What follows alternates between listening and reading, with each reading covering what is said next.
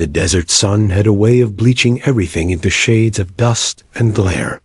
The Nevada training range stretched endlessly, flat in places, jagged in others, a landscape that looked older than time itself. Heat shimmered above the cracked earth, and the air smelled faintly of gunpowder, cordite, and dry sage. Amelia Harper squinted against the light as she stepped out of her father's old pickup, her boots sinking into the sand with a crunch. She carried a canvas bag slung over her shoulder, the kind that had once been olive drab, but had faded into a color somewhere between tan and memory. In it, she kept tools for collecting the brass casings scattered across the range gloves, a small magnet wand, and a notebook where she sometimes marked dates or unusual finds. She hadn't come here for guns. Not for training, not for thrills. She had come for her father. Her father, Thomas Harper, had been a soldier once long ago, in a different desert, on the other side of the world. He never spoke much about combat, but he always spoke about details, the way steel smelled after. A rifle heated, the sound of a round ejecting, the stories each casing told about where it had been fired, and by whom. After retirement, he had taken up the quiet hobby of collecting spent brass, polishing it, reshaping it into ornaments or tools. He'd make wind chimes that tinkled with a metallic song, or lamps with cartridge bases. Amelia had grown up around it, learning to see not just discarded metal, but fragments of history. Now, with his health failing, he no longer had the strength to wander ranges himself. But Amelia had inherited his eye, and she had promised him she would keep bringing home pieces of the past. As she walked toward the open field where soldiers had been training earlier in the day, she crouched low and began picking casings from the dust.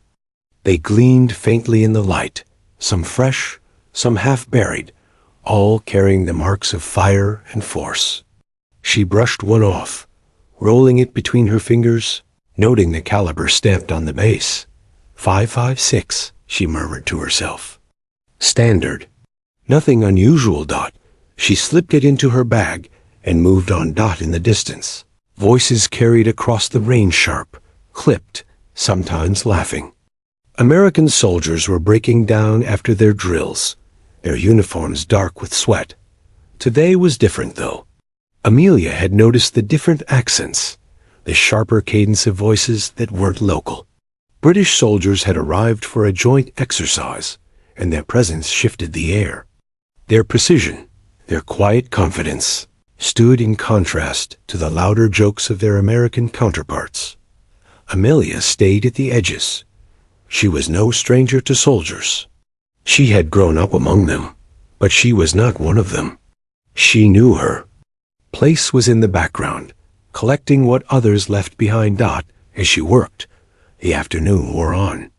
The soldiers noticed her in passing. Some ignored her entirely, assuming she was part of range staff. Others raised eyebrows at the sight of a civilian woman in jeans and boots combing the sand. A few made jokes about her being a souvenir. Hunter. She didn't respond. She had heard it all before. What she hadn't expected was the tall figure who broke away from the group and walked toward her. He was lean, broad-shouldered, his uniform a different shade of tan, his rifle slung casually across his back.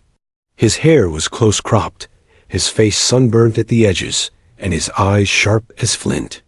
He carried himself with the easy arrogance of someone who had earned it. "Not often you see someone down here, picking brass for fun," he said, his accent unmistakably British. Amelia looked up briefly, then returned to brushing dust from another casing. "It's not for fun." "Oh?" he asked, folding his arms. "What's it for then?" "My father," she said simply. "He used to do this. Can't anymore." She slipped the casing into her bag. "So I do it for him." The man studied her, curiosity flickering across his face. There was no mockery in his expression, only something like amusement. "That's a first. Most people just step over them. Spent brass is just trash to soldiers." "Not to him," Amelia said. Every one of these tells a story. For a moment, he said nothing, then gave a half-smile. You talk like someone who knows rifles. I know what my father taught me, she replied. I don't shoot. It seemed to interest him even more. Not even once? You're out here, in the middle of all this, and you've never fired a rifle? Amelia shook her head. Doesn't mean I don't understand them. The soldier laughed softly, shaking his head. You Americans are full of surprises. He extended a hand. Collins, Corporal, British Army. She glanced at the hand, then shook it briefly. Amelia. Just Amelia? Just Amelia. Collins smirked. Fair enough. Before either could say more, a shout carried across the field, calling Collins back to his unit. He gave her one last glance, an amused nod, and walked away. Amelia returned to her task, though she found her concentration broken. Something about the way he had looked at her lingered like a challenge left unsaid. The sun dipped lower, shadows stretching long across the range. The soldiers began to settle, rifles stacked, gear stowed. Amelia's bag grew heavier, clinking softly with brass. She had nearly filled it when she heard laughter ripple through the group of British and American troops gathered near the shade of a Humvee dot. She glanced over. They were talking loud now, voices carrying, with Collins at the center, his arms moving animatedly as he joked. Then suddenly, his voice rose above the others. Tell me then, Amelia, if you're so good at picking brass and reading stories, you think you could actually make one? You think you could hit steel at nearly 2 miles? The laughter that followed echoed across the desert. Amelia froze, a casing caught between her fingers. She turned slowly toward the group, meeting Collins's grin from across the sand. The eyes of half a dozen soldiers followed his words, their faces alight with curiosity and amusement. She said nothing, slipping the casing into her bag, but inside something shifted. She had come here only to pick up shell casings. But the challenge, once spoken aloud, would not be ignored. The Nevada desert had a strange way of swallowing sound. Out on the long stretch of the U.S. Army training range, even gunfire seemed to fade into the sky after a few seconds, leaving behind only a faint echo in the heat. Dust clung to boots and uniforms, settling on the rifles laid out along the firing line. The air shimmered, heavy with the scent of gunpowder. It was in this environment that Amelia Harper found herself standing awkwardly, a canvas bag half filled with brass shell, casings dangling from her hand. She had been there for an hour already, moving carefully so as not to step in the way of soldiers preparing for the next round of practice. She was not one of them, not officially, not even remotely. Just a civilian with clearance through her father, a retired Marine gunnery sergeant, who now spent his weekends reloading ammunition as a hobby. For her father, every casing carried a value. Brass was not cheap, and the reloading process saved money, but for Amelia, the collection trips were more than that. She had grown up around stories of ranges, of battles, of precision shots, told at the dinner table in the tone of lessons. Picking up casings now felt like a thread tying her back to those long talks with her father when he tried to explain the meaning of patience, breathing, and composure under pressure. She remembered him holding a casing once and saying, "Every one of these carries a story, kid. You just have to pay attention to hear it." As she crouched to scoop up another cluster of brass, a sudden burst of laughter echoed from the group gathered near the observation tent.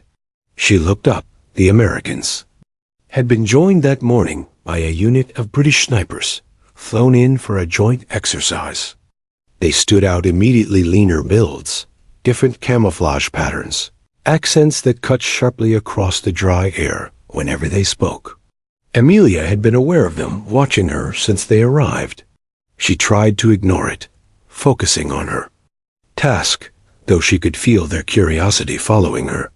One of them finally broke away.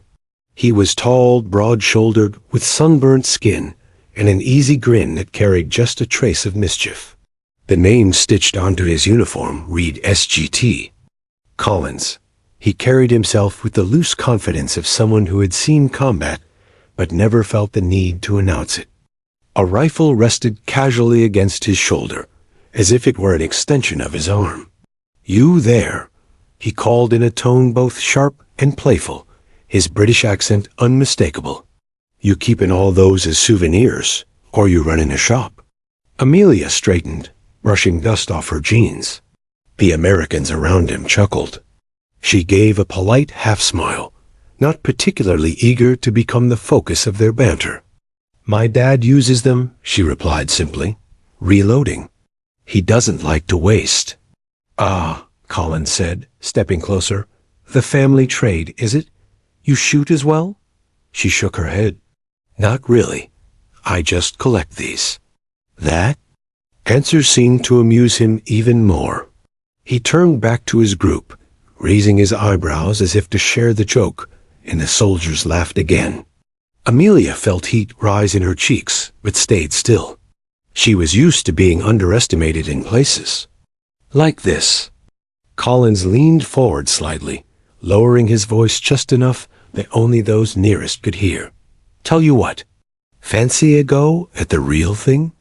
That steel plate out there," he gestured with a gloved hand toward the desert horizon, where a faint glimmer marked the target zone, "sits at 3,285 meters. Just under 2 miles. That's the kind of shot legends are made of. Think you could hit it?" The way he said it was half challenge, half jest. His companions roared with laughter. Even some of the Americans grinned, shaking their heads at the absurdity. It was not a reasonable request. Hitting a target at that distance required training, calculation, and conditions bordering on perfect. Only a handful of professional snipers in history had ever pulled it off. But Amelia didn't laugh. She met his gaze evenly. "I wouldn't know," she said, her voice calm. "Never tried." Her lack of hesitation caught him off guard. The grin slipped just slightly before returning. He cocked his head, studying her. "Never tried," he repeated. "And yet you think you could?" "That's brave," she shrugged. "If someone showed me how, maybe I'd give it a shot." The laughter grew louder. The Americans were amused, but Collins' expression shifted. What he had meant as a harmless dare now lingered in the air, taken seriously. And he could see something in her eyes, steady, unflinching, that unsettled his certainty. Another British sniper elbowed him, muttering, "Go on then, Collins. Let her have a crack. What's the worst that could happen?" Collins glanced at Amelia, then at the long, intimidating rifle resting on its bipod nearby. He had carried that weapon through days of painstaking drills, through missions that blurred together, and now here was a civilian and untrained woman staring at it as though it were just another challenge. "All right," he said finally, with mock solemnity. "But mind, this isn't some carnival game. You'll need a crash course first. Breathing, windage, elevation, otherwise you'll be lucky to hit the mountain behind it." Instead of flinching, Amelia nodded. "Then show me." For a moment, silence replaced the laughter. The desert wind carried dust across the line, swirling around boots and the legs of tripods. The Americans exchanged glances. A civilian girl, who had come only to pick up brass, was now about to step behind a sniper's rifle aimed nearly 2 miles away. It sounded absurd, even reckless, but no one moved to stop it. Collins gave a short laugh, shaking his head as if to say he couldn't quite believe it either. Yet beneath the humor, his curiosity had shifted to something else, something closer to respect. "Right then," he said, motioning toward the weapon. "Let's see what you're made of." Amelia set down her bag of casings, dusted her hands, and walked toward the rifle. She could feel dozens of eyes following her, American and British. Alike, for them, it was entertainment. For her, It was something more. She didn't fully understand why yet, but she knew one thing. She had no intention of backing down now. The sound of laughter rolled across the firing line, sharp and contagious, carried on the dry desert wind. It wasn't cruel, not exactly, but it was the kind of laughter soldiers shared when something outrageous broke up the monotony of drills. The idea of a civilian woman, someone who had been stooping moments earlier to collect spent brass taking on a world-class sniper shot, was ridiculous enough to become instant comedy. Some of the younger Americans slapped their thighs, grinning at each other as though they had stumbled into the day's unexpected entertainment. The British team chuckled in their clipped accents, trading jabs with Collins, who had instigated the whole thing. Even a few of the range instructors cracked smiles, shaking their heads as they looked back at the girl with a calm, steady expression. Amelia Harper stood at the center of it all, her bag of shell casings abandoned in the dust. She wasn't laughing. Her face remained composed, almost unreadable, as if she had been asked to solve a puzzle rather than perform something impossible. She let the sound of their amusement wash over her without reacting, her eyes fixed on Collins. The British sergeant was still grinning, though there was a flicker of uncertainty there now. He had meant his challenge as nothing more than light-hearted provocation, a way to amuse his squadmates and test the stranger's nerve. But her response, simple, unshaken, free of defensiveness, had shifted something. "You hear her?" One of the Americans called out, his voice loud with disbelief. "She actually said she'd try it." More laughter. Someone whistled. Another added, "Better give her a helmet just in case she scares herself." Amelia bent slightly, tucking a stray strand of hair behind her ear. She didn't fire back with sarcasm. She didn't defend herself. Instead, she simply asked, "Are you going to show me or not?" That question silenced a few voices. The laughter wavered. The Americans glanced at one another, eyebrows raised, as if realizing she wasn't playing along with the joke. She was taking it seriously. Collins chuckled again, softer this time. He scratched the back of his neck and muttered, "Blimey, she's bloody serious." Another British sniper, Corporal Hughes, snorted and leaned in. "Go on, Collins. You started it. Can't back out now. Let the lady have a go." Collins eyed her carefully. She stood relaxed, hands loose at her sides, but there was something deliberate in her stance. She wasn't nervous, wasn't fidgeting, and she hadn't looked away. Once, if anything, she seemed calmer than half the men on the line before a shot. "All right," Collins said finally, shaking his head in disbelief. "All right then. One lesson, one shot. If you miss, and you will know shame. Everyone happy?" The soldiers nodded eagerly, clearly thrilled to have their training day broken up with something this unusual. The atmosphere had shifted. What began as laughter was now curiosity. Amelia walked with him toward the rifle. The long barrel gleamed in the sunlight, mounted on a heavy bipod dug into the sand. The weapon seemed too large for her, a machine built for men who had trained years to master it. But as she approached, the laughter behind her quieted further. Something about the deliberate way she moved, the measured calm in her face, began to draw them in. She knelt beside the rifle, listening as Collins began his explanation. His tone was half instructor, half performer. He knew every eye on the line was watching. "This isn't like firing at 50 meters back home with a deer rifle," he said. "You've got to think about drop, about wind, about breathing. The bullet'll be in the air nearly 10 seconds. Miss by a fraction here." He tapped the scope, "and you'll be a mile off downrange." She nodded, absorbing the words without interrupting. The laughter had dwindled now, replaced by murmurs, shifting feet, and the occasional cough. What had started as a joke was turning into a spectacle, and the crowd was realizing it might not end the way they expected. Collins guided her through the adjustments, his voice lowering as he explained each step. He expected her to glaze over, to fumble with the technicalities, but instead she listened intently. She made no unnecessary movements. Her hands, though unfamiliar with the weapon, were steady as she followed his instructions. "Rest your cheek here," he said, tapping the stock. She complied.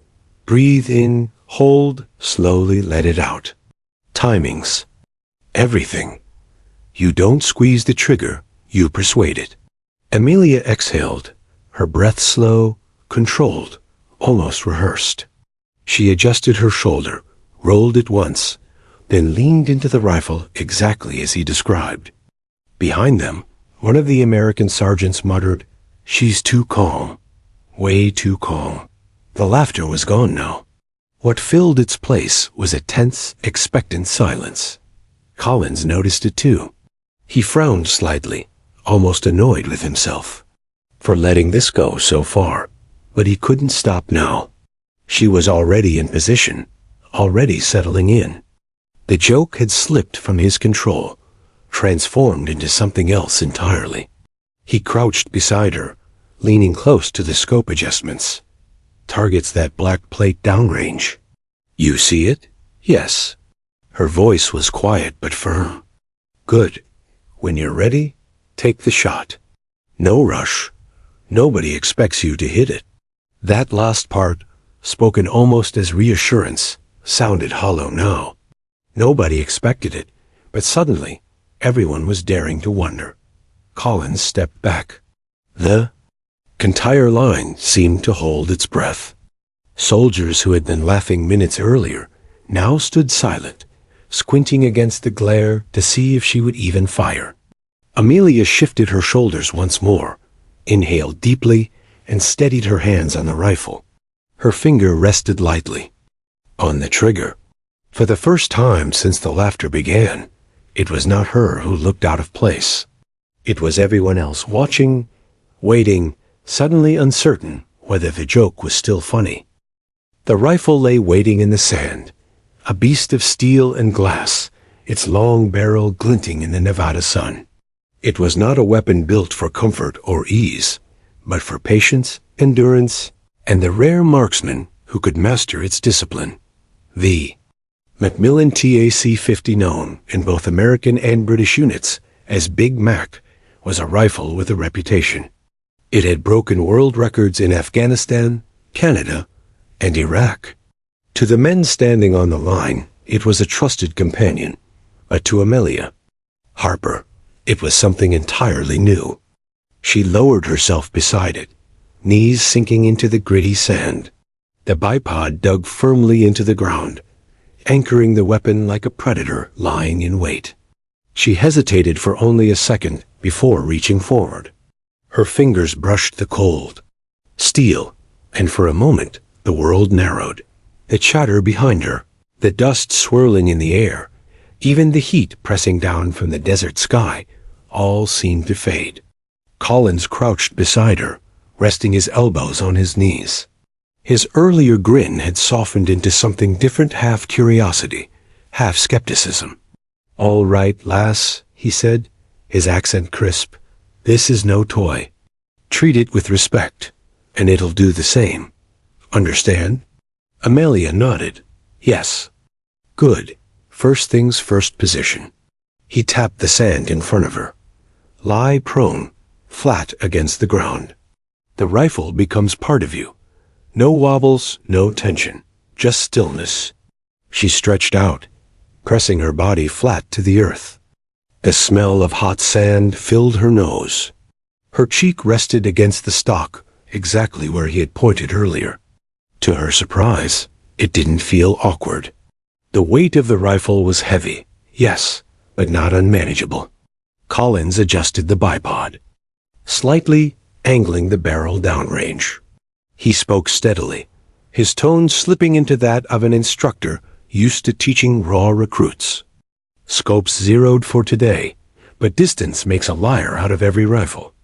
That played out, there's nearly 2 miles. At this range, the bullet'll drop like a stone, so we adjust elevation. He twisted the turret on the scope with deliberate clicks. Amelia followed every movement with her eyes. Next, the wind. He held up a small strip of cloth tied to his rifle sling. The faintest breeze stirred it, shifting it toward the east. Feels calm here, but downrange it'll be different. Mirage lines, dust trails, you watch them. Even a whisper of wind can push a shot feet off target at this distance. Amelia inhaled slowly, her chest rising and falling with deliberate rhythm. Collins noticed. Most people fidgeted under instruction, eager to prove themselves or two. Nervous to focus, she did neither. She simply absorbed. Now, breathing, he continued. You fire between breaths, never during. Inhale, exhale, pause. The trigger's a feather. You don't yank it, you persuade it. The words struck something deep in her memory. Her father's voice, years earlier, in the backyard where he had once taught her how to fire a small .22 rifle at tin cans. Patience, Amy. Don't force it. You don't control the shot, you let it happen. She tightened her grip on the stock, not in tension, but in familiarity. Collins adjusted the rear monopod, bringing the crosshairs onto the faint black speck far across the desert. You see it? He asked quietly. Yes. Her voice was steady. That's 3,285 meters away. At that distance, time plays tricks. You'll fire, and you'll wait nearly 10 seconds before knowing if you hit. It'll feel like an eternity. She nodded again, her eye never leaving the scope. Behind them, the soldiers had fallen into a hush. What had begun as laughter was now something heavier, a kind of collective anticipation. The Americans shifted their weight, arms crossed, eyes narrowed against the sun. The British muttered softly among themselves, but quickly fell silent, drawn in by the strange gravity of the moment. Collins leaned closer. All right, dry fire first. No bullet. Just settle, breathe, squeeze. Feel the rifle. He pulled the bolt back, slid it forward without chambering around, and locked it. Amelia settled her cheek again, her finger brushing the trigger guard. She inhaled, exhaled, and let her finger press gently until the firing pin clicked. The sound was small, but Collins raised his eyebrows. She hadn't flinched. Not a twitch, not a blink. Again, he said. She repeated the motion. Still no flinch. Her breathing was measured, unhurried. Collins sat back on his heels, scratching his chin. You've done this before. She shook her head slightly. Not like this. My dad taught me with a small rifle. He said it was all about patience. Collins chuckled under his breath. Wise man. He loaded a single round, the massive .50 caliber cartridge gleaming as it slid into the chamber. The metallic click of the bolt echoed louder than it should have. Soldiers behind them stiffened instinctively. This was no longer practice. All right, lass, he murmured. Now it's real. No rush. Nobody expects you to hit. Just breathe and give it a try. Amelia exhaled, long and slow. The desert heat rippled across the horizon, making the distant plate shimmer like a mirage. She adjusted the crosshairs minutely, her movements precise, deliberate. The rifle was in her hands now, but to everyone watching, it seemed more as if the rifle had chosen her. The sun had climbed higher, burning the range in a haze of golden light. Heat shimmered across the desert floor, bending the horizon until it seemed to ripple like water. Somewhere far beyond that haze, a small black steel plate stood waiting. 2 miles from where Amelia Harper lay prone in the sand. The weight of the Macmillan TAC -50 pressed into her shoulder. Through the scope, the world narrowed to crosshairs and mirage lines. She breathed slowly, each inhale measured, each exhale deliberate, just as Collins had instructed. Around her, dozens of soldiers had fallen into an unnatural silence. The laughter that had carried moments ago was gone, replaced by a collective tension that hung as heavy as the heat. Collins crouched at her side, his voice low, steady. "All right, lass. You're ready. Don't think about hitting it. Just think about breathing. Breathe, settle, squeeze." Amelia didn't answer. She had slipped into a quiet focus, the kind her father once called the still place. As a child, she had watched him clean rifles. At the kitchen table, each motion deliberate, each part treated with reverence. "It's never about rushing," he had told her. "It's about being still enough to notice everything else." Now, with the desert stretching endlessly before her, she felt that stillness return. Collins nodded once, then loaded the first round. The massive cartridge gleamed as it slid into the chamber. He pulled the bolt down with a heavy click, the sound cutting through the silence like a gavel striking wood. "All right, fire when you're ready." Amelia settled her cheek against the stock. Her finger brushed the trigger. She inhaled deeply, filling her lungs, then let the breath escape in a controlled stream. She held the empty pause after the exhale, her world shrinking until only the crosshairs mattered. Then she squeezed. The rifle exploded against her shoulder. A thunderous crack that shattered the desert air. A bloom of dust erupted from the muzzle, rolling outward in a violent shockwave. The recoil punched through her body, driving into her bones, but she stayed firm, absorbing it just as Collins had taught. For a moment, there was nothing, only silence and the faint ringing in her ears. Then, every pair of eyes turned downrange. The bullet was still in the air. Seconds ticked by, long and excruciating. 1, 2, 3. Collins counted silently in his head. The soldiers squinted, straining to catch any sign.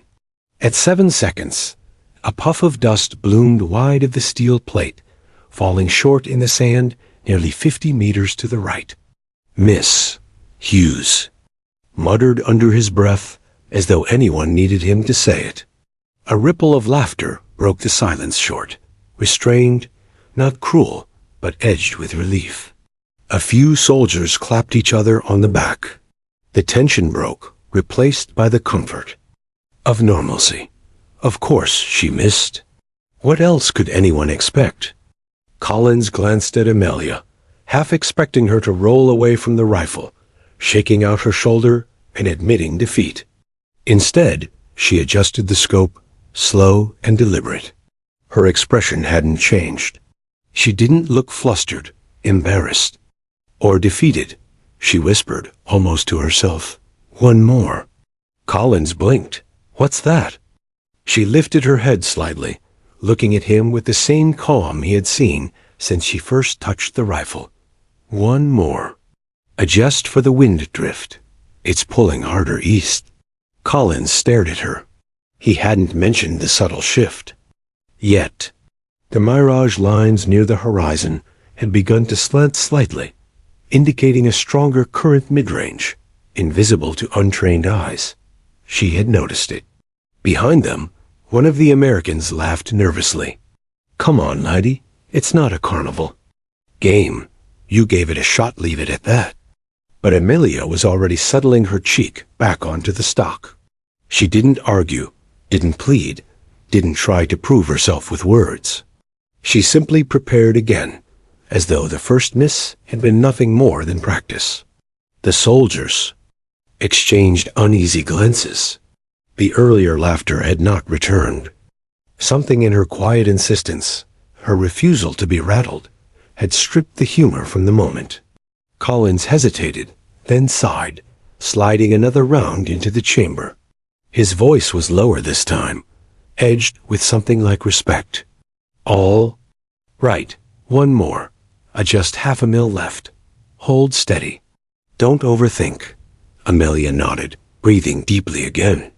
As she settled back into the rifle, Collins found himself studying her, wondering. She wasn't a soldier. She wasn't trained. Yet her presence was unsettlingly familiar, The same calm he had seen in men who had lain in wait for hours on overwatch, steady as stone under pressure. The Americans had stopped joking. They leaned forward now, shading their eyes, waiting.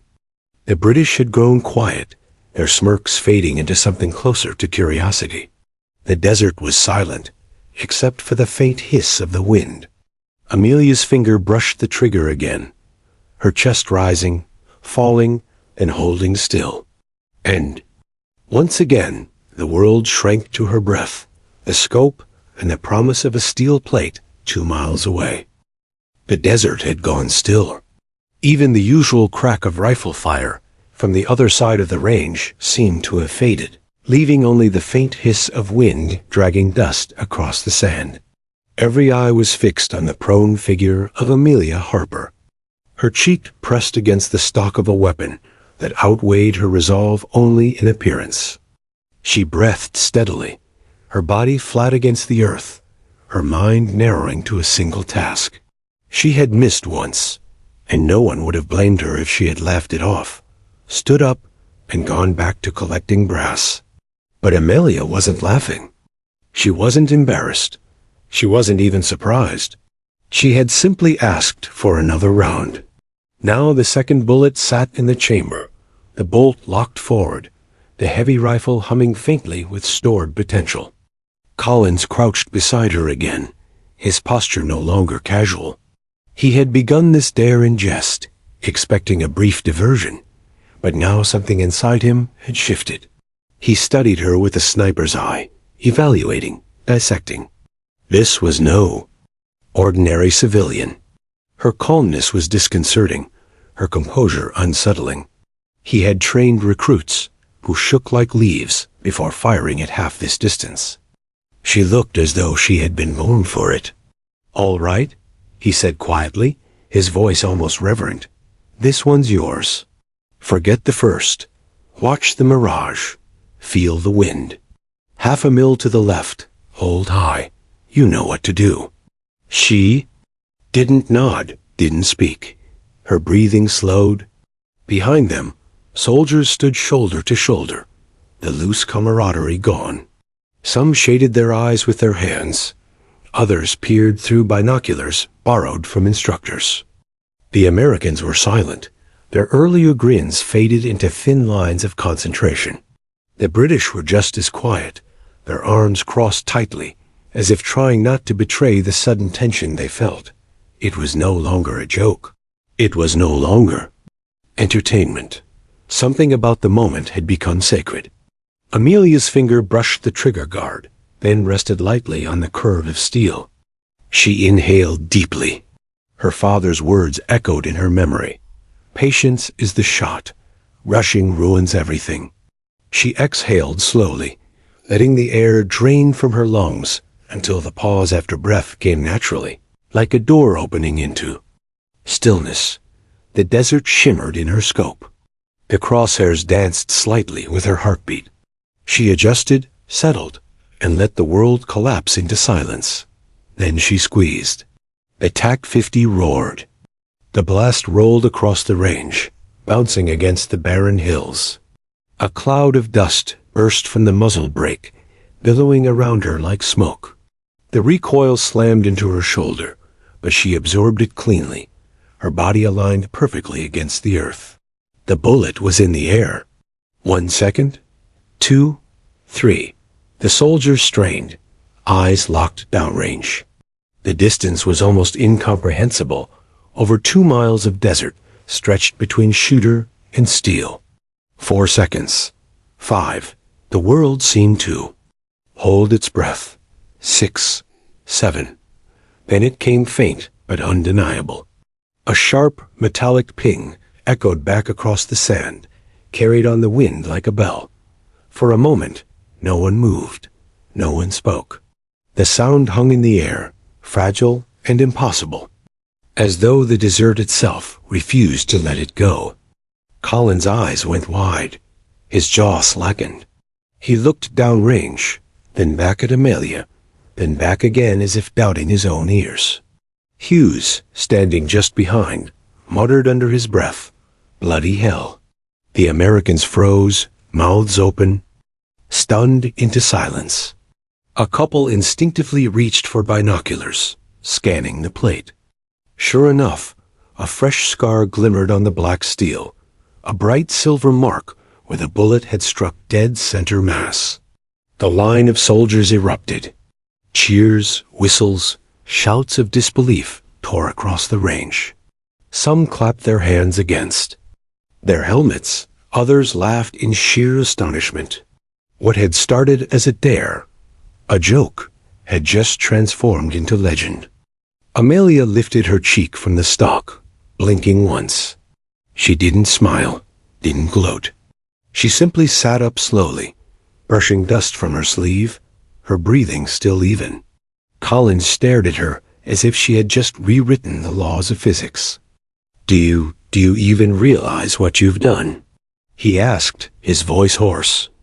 Amelia glanced at the rifle, then at the horizon. "I hit it." "That's not just a hit," Collins said, his voice rising.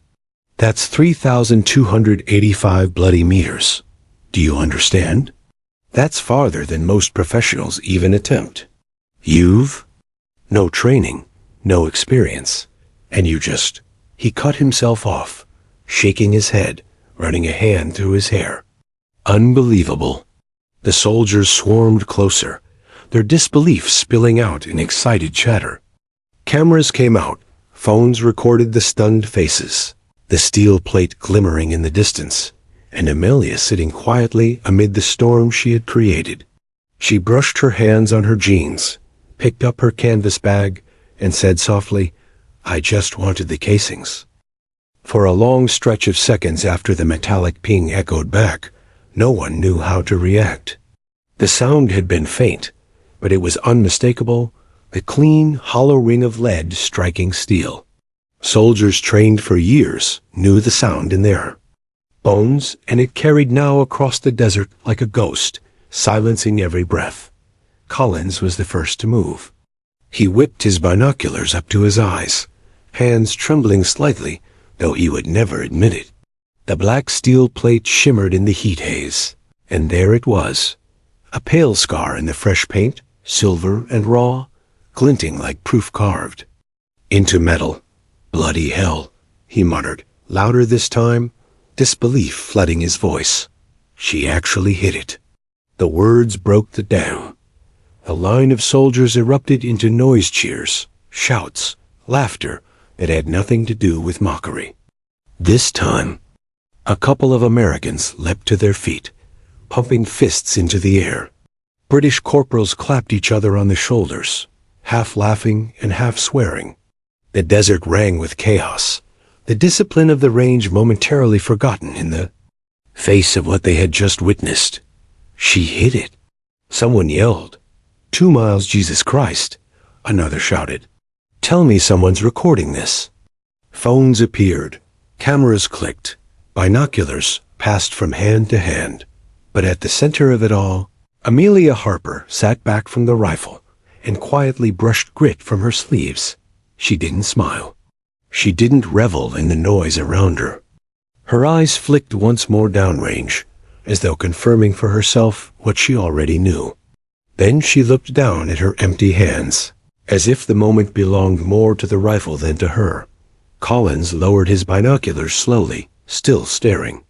At her, for the first time since he had laid eyes on her, he had no clever remark. No grin, no jab, no half-sarcastic quip. His mouth opened, closed, then opened again before he managed a single word.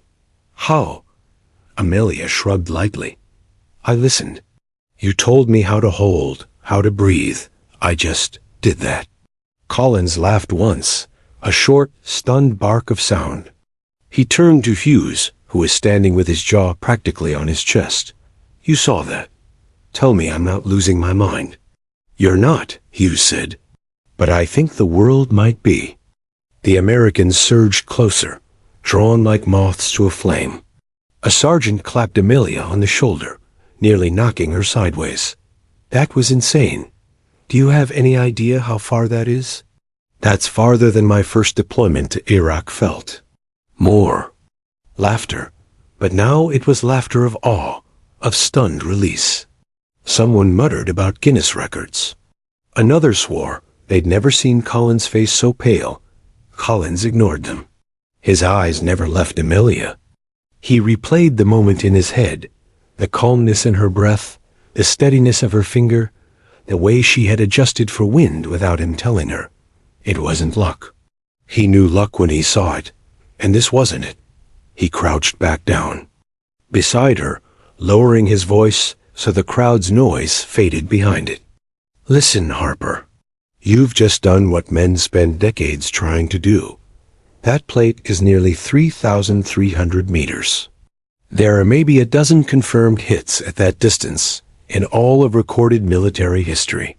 And you walk in off the sand, pick up a rifle for the first time, and he broke off, shaking his head.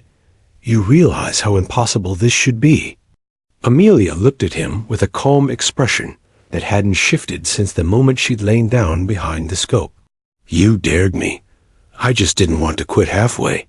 Colin studied her, trying to decide whether she was being modest or truly didn't grasp the magnitude of what she'd done. He almost hoped it was the latter, because the alternative, that she had some raw, unshakable gift, was too staggering to process. Behind them, the noise grew louder. Word spread across the range like wildfire. Soldiers who hadn't even been watching now hurried over, asking what had happened, demanding proof. Binoculars passed, phones replayed shaky video footage. Every time the faint ping of the hit replayed on someone's phone, gasps and curses filled the air again. Unbelievable. 2 miles. She actually did it. No one back home is going to believe this. Collins finally stood, running a hand across his face. He felt heat creeping up his neck. Pride, embarrassment, disbelief all rolled together. He had dared her, and she had taken his dare to a place he hadn't dreamed possible. It would be his story too, forever linked to hers, and for the first time in years, he felt small in the presence of someone else's precision. Amelia rose to her feet more, slowly slinging her canvas bag over her shoulder again. She bent, scooped 2 more empty casings into it, as if nothing extraordinary had happened, then glanced around at the circle of soldiers, staring at her like she was something between a miracle and a myth. I just came for brass, she said, softly, almost apologetic. The words only deepened their awe. Hughes laughed and slapped Collins on the back. Well, mate, looks like you picked the wrong girl to try and embarrass. Collins didn't answer. He just watched Amelia walk back toward the line of spent shells scattered in the dust, her steps measured, unhurried. The noise swirled behind her, but she didn't seem to notice. The legend was already writing itself. The desert evening fell in slow shades of amber and violet, but the range still hummed with restless energy. Hours after Amelia Harper's shot rang out, soldiers were still gathered in tight clusters, replaying phone recordings, arguing over angles, remeasuring distances on maps, and shaking their heads as if disbelief would vanish. If they repeated this story enough times, it had already taken on a life of its own. What had begun as a dare had become something no one present could deny. Every soldier who saw it knew they would spend years retelling the moment, each certain their version captured the truth best, though all would circle back to the same fact. Amelia Harper had pulled off a shot that defied reason. She herself sat off to the side, her bag of brass resting against her leg, quietly watching the horizon. The chaos of voices, the bursts of laughter and cursing, washed over her but never pulled her in. She had grown up in a world where attention was something to avoid, not court. Let the others carry the noise. She was content with silence. Still, she could not stop her mind from drifting back to the rifle stock pressed against her shoulder, the long breath she had drawn, the faint metallic ping that had rippled across the distance. It had felt less like triumph and more like inevitability, as though every grain of sand in the desert had shifted to align for that one improbable second. She wondered if that sense would ever come again. Collins approached finally, slower than before. The usual swagger was gone from his stride, replaced by something more careful, almost deferential. He stopped a few feet away, folding his arms, staring at her as though still trying to solve a puzzle. "You know," he said, his voice quieter than usual, "that shot will follow you for the rest of your life. You don't just walk away from hitting steel at over 3 kilometers. It's going to get written down, repeated, maybe even challenged. But no one here will ever forget it." Amelia lifted her eyes to him. There was no arrogance in them, no triumph, just a calm steadiness that made Collins shift uncomfortably. "I didn't ask for it to follow me," she said. He chuckled softly. "Doesn't matter. Legends don't ask permission. They just happen."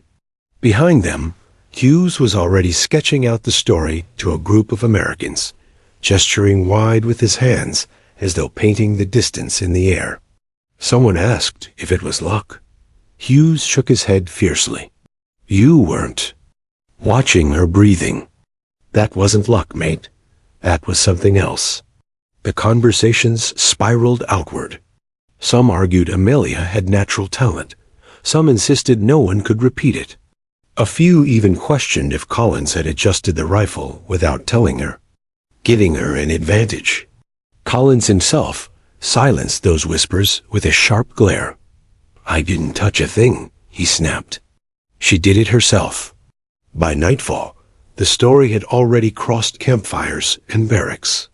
Soldiers who hadn't even been on the range claimed they'd heard the shot themselves, their versions of the tale gaining embellishments with each retelling. The range plate downrange had been photographed from every angle, each picture treated like proof of a myth that Amelia didn't stay for most of it. She excused herself quietly, slipping back toward her quarters, the desert air cooling against her skin. As she walked, she felt the weight of the brass bag against her hip and thought, strangely, about how heavy empty shells could be. When she reached her bunk, she poured them out onto her cot, sorting them absently by caliber.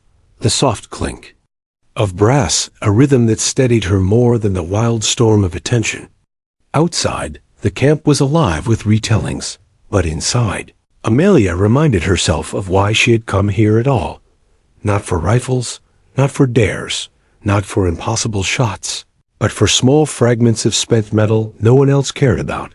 And yet she knew things would never be the same. The following week cemented what the soldiers had begun that evening. Reports filtered back through informal channels, growing larger with each retelling. Some claimed she had hit a man-sized target. Others swore the shot had split the plate. By the time rumors reached higher echelons, the number had rounded neatly to 3,300 meters, and Amelia's name was whispered with the reverence reserved for the rare few who had ever touched such distances. Collins struggled with it most.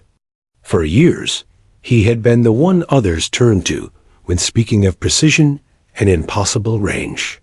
Now his name was linked forever to hers, but not as the hero, rather as the man who had dared her. He wrestled with envy, with admiration, with the strange relief of seeing something greater than himself. More than once, he found himself rehearsing the words he'd use when telling the story back home, unsure whether to cast himself as the instigator, the witness, or the fool. In quiet moments, he admitted to himself that he was glad it had been her. There was a purity in the way she had walked away, refusing to bask in the glory. She had not stolen his pride. She had simply eclipsed it by existing outside of the game entirely.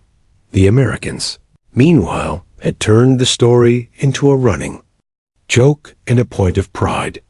We had Collins, one of the best British snipers, and some girl picking up brass shows him up. They'd laugh. But beneath the humor was genuine awe, and Amelia's name became a shorthand for impossible odds. The brass plate itself was taken down weeks later. By then, the heat had blistered the paint and other shots had scarred it, but the single sharp strike Amelia had made was unmistakable. A sergeant smuggled it back as a keepsake, swearing it belonged in a museum someday. Whether it ever made it there didn't matter. The proof lived in every man and woman who had heard the faint ping echo back that day. Years later, those who had been there still told the story. Sometimes around bars, sometimes in quiet barracks, sometimes to new recruits who needed to believe in the extraordinary. Each retelling shifted, grew, bent around memory, but at the core of it was always the same. Amelia Harper, who had come only to pick up shell casings, had been dared by a British sniper and had hit steel at 3,285 meters. For Amelia, life moved on.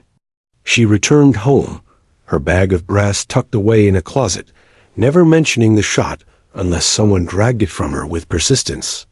To her, it had been one moment a breath, a trigger, a sound carrying across sand. But she could not stop the way others remembered it. Sometimes, late at night, she wondered if she had changed something in that desert more permanent than the scar on the plate. Not history, not war, not tactics, but something subtler, something human.